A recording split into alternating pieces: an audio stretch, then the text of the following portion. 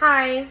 So in this short video for the Module 3 discussion board, I'm going to reflect on a recent negotiation process that I went through.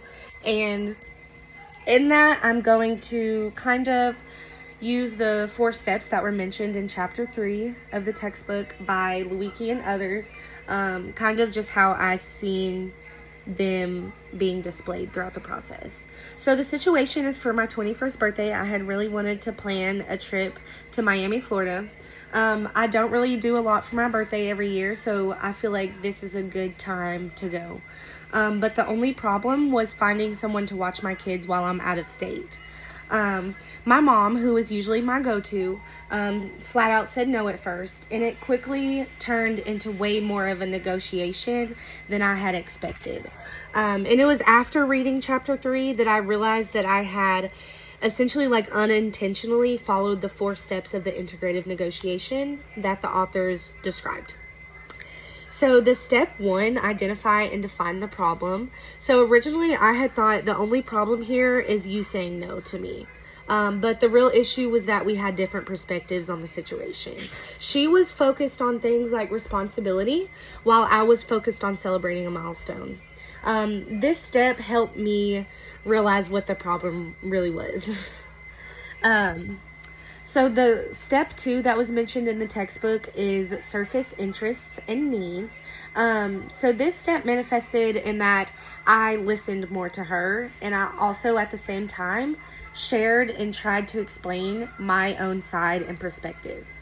So like I mentioned before, she was concerned about safety and scheduling, but I got to explain that this trip was about my mental health, celebrating the end of my first year at EKU, plenty of things, not just a party, even though it is for partying.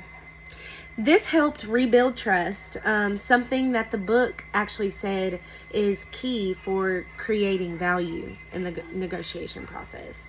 The step 3 negotiation process that is mentioned in the textbook was generating alternative solutions. So we brainstormed plenty of ideas. At first I was like, I can always hire a sitter.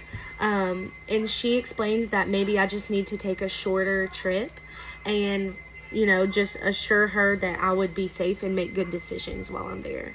According to the authors in the textbook, this stage is about working together to find a creative solution that works for the both of us. And that's exactly what ended up happening. So step 4, which is the evaluate and select alternatives, we ended up deciding that I would take a shorter trip, just about 4 days, and I agreed to plan everything ahead and keep her in the loop. This was the claiming value part where both sides in the situation had walked away with something that works for them and they're at peace with at the end of the day. So I am happy to say, in the end, my trip is booked, and I do feel like we both are happy with the decision that we made, since I did compromise and agree to do, a shorter trip and let her know about everything. So reading this chapter helped me understand truly what made this negotiation successful. Even though I didn't know that I was using these steps at the time, it is very useful to sit here and reflect on what happened and how it ended up being successful, through this formula. And it's definitely some skills and stuff that I will reference later in any negotiation processes. Thank you.